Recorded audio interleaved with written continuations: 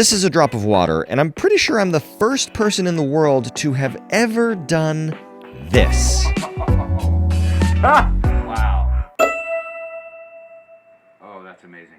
Oh my God, that's so cool. I was wandering around on the internet and saw this. These are small droplets of water that are coated in a very hydrophobic powder, polytetrafluoroethylene, also known as Teflon. And these droplets behave like some sort of weird cross between solids and liquids. They can roll like solid marbles. They can even fall off a tiny little cliff. Look at that cliff. And they survive the impact. They can roll across the surface of water, which is wild, but they can also divide and reform or engulf smaller particles like liquids can. And if two of them meet under the right circumstances, they can merge, and the two liquids inside can react, which we can see in this case by color change. This is the paper these videos are from, and a quick look through the references section leads to the paper in which these unholy solid liquid spawn things were first invented, back in 2001, which is surprisingly recent. That's younger than me. Liquid marbles. I gotta try this. Liquid marbles are incredibly easy to make. All you need is this $20 lycopodium powder, and then you just take some distilled water and put it on the powder, and then shake it around a little bit. That's it. You've now got a liquid marble. In fact, you've probably made a liquid marble yourself by accident. If you've ever cooked with stainless steel, you know that a good first step is to get the pan hot enough so that when you put water in it, the water does this. This is the Leidenfrost effect, which happens when a liquid is sitting on something that is so hot relative to the liquid's boiling point that there is a continuously boiling part of the droplet that generates a super thin layer of gas between the drop and the pan.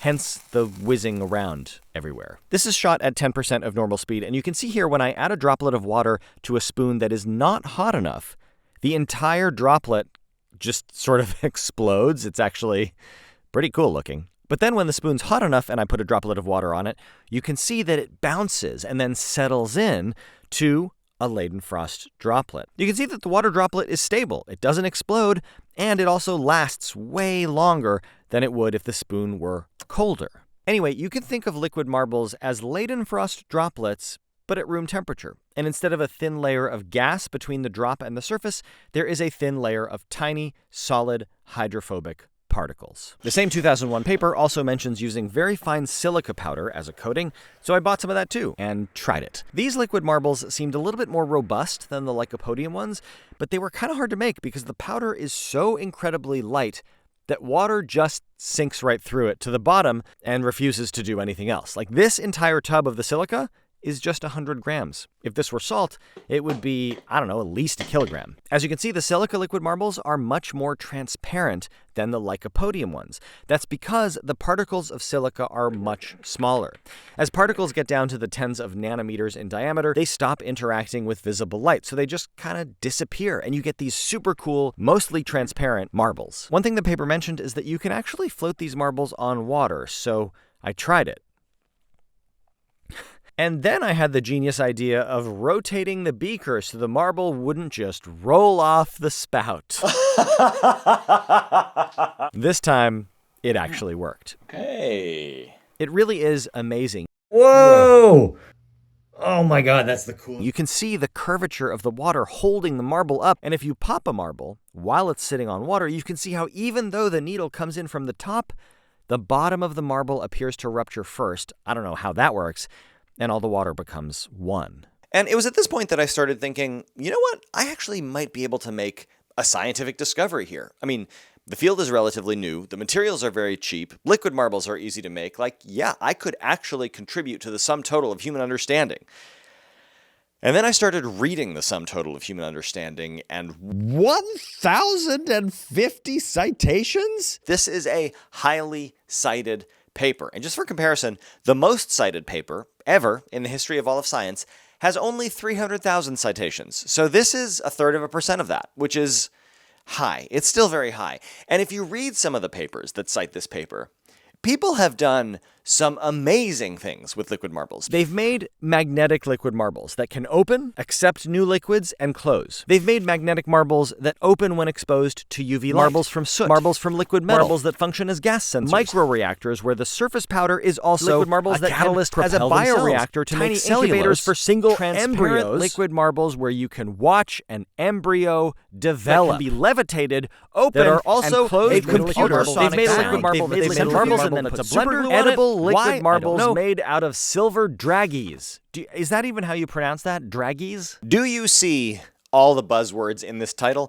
Multi-stimuli responsive liquid marbles stabilized by superhydrophobic luminescent carbon dots for miniature reactors. What? Liquid marbles went viral. I didn't even notice. And so the phrase in my head at this moment was stupendous arrogance. Like, how could I have read this paper, thought, oh yeah, this is under 20 years old. I'm going to definitely make a scientific discovery here. I'll just schedule it for tomorrow. What was I thinking? Except I might have done it. Back to my list of papers here. One of the most fascinating ones is one in which the researchers made a liquid marble that could be reversibly opened and closed using a magnet. They did that by starting with some iron chloride, hitting it with some ammonium hydroxide and a hydrophobic molecule. That gave them iron oxide nanoparticles bonded to the hydrophobic molecule, and then taking those nanoparticles and using them to make liquid marbles. And all the magnetic marbles papers I read basically used a version of this same synthetic process. And that got me wondering, could I do this more simply, more cheaply, and in a way that hasn't ever been done before? And I know that doesn't sound interesting or special, and I didn't think it would be, honestly, but it turned out to be both. These are iron filings, and obviously they're magnetic. They're mostly elemental iron, just Fe, that's it. And as far as I can tell, nobody who makes magnetic liquid marbles uses these. But iron filings are much cheaper than making your own iron oxide. You can see here that the particles are way larger than lycopodium or silica, but remember that paper from earlier where scientists made a liquid marble from silver draggies? Those are like a millimeter in diameter. So there is hope for iron filings. Now the problem is elemental iron isn't hydrophobic at all. What you're looking at here is a macro shot of iron filings, and I'm about to add some water on it, and as you can see, the water just disappears. I mean, it completely wets the filings. So I needed to make these iron filings hydrophobic, and to do that, I had a dumb idea. Teflon spray. The original video that I saw used polytetrafluoroethylene particles to make liquid marbles.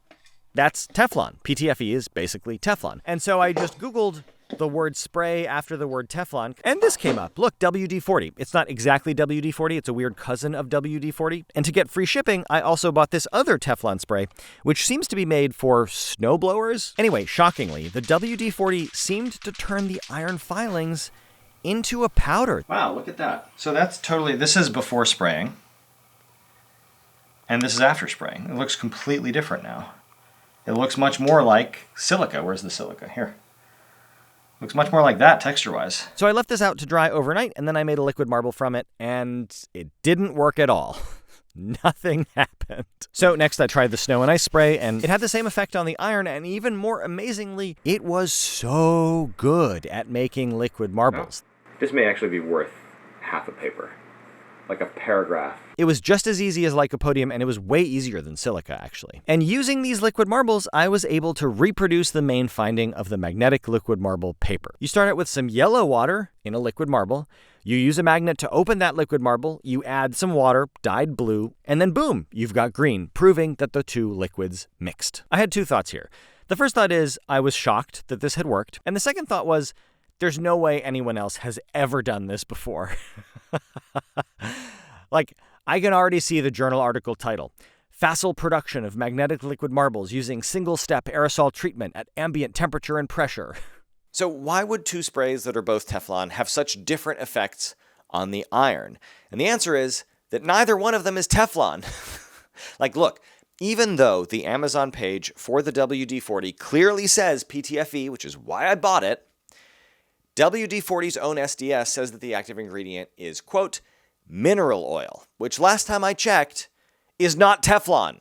And as for the other spray, it turns out that it actually used to be made with Teflon, as you can tell from this delightful YouTube marketing video. No sticks to your shovel. DuPont Snow and Ice non-stick clear coating with Teflon fluoropolymer. But if you look at the more modern marketing video and the can, you won't see Teflon anywhere. Instead, you will see this weird BN logo with like a hexagon thing and ceramic blah blah technology. I thought this was all just marketing babble, but it turns out that BN is a chemical formula, boron nitride. And it really is hexagonal. Like, way to go, DuPont marketing people on this one. And of course, we don't understand why hexagonal boron nitride is hydrophobic. There's even some controversy as to whether it is hydrophobic or whether it's just like surface impurities that... I'll let that play out in the literature. Then, totally unexpectedly, I discovered something else, which is that because we used iron filings rather than iron powder, the resulting liquid marbles were directional. The shape of the marble depended on the orientation of the magnet. When you open one of these liquid marbles with a magnet, there are actually two openings, one on top and the other on the bottom. So you're actually not getting an opening, you're getting a cylinder. And you can get really weird, interesting shapes by just tweaking the orientation of the magnet underneath the slide. Yeah, like, it's interesting. As you're moving it around... Oh! There it goes. That was so wild. So now I need to do a deeper dive into the literature, maybe do some more experiments, talk to somebody who knows all the recent research. And if this does turn out to be a new discovery, my plan is to write it up and try and publish it in a journal. And for that, I would like your help.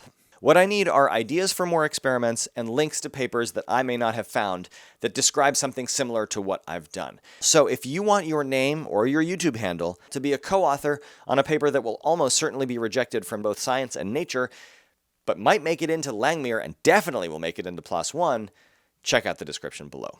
Or just, yell at me in the comments, like you always do.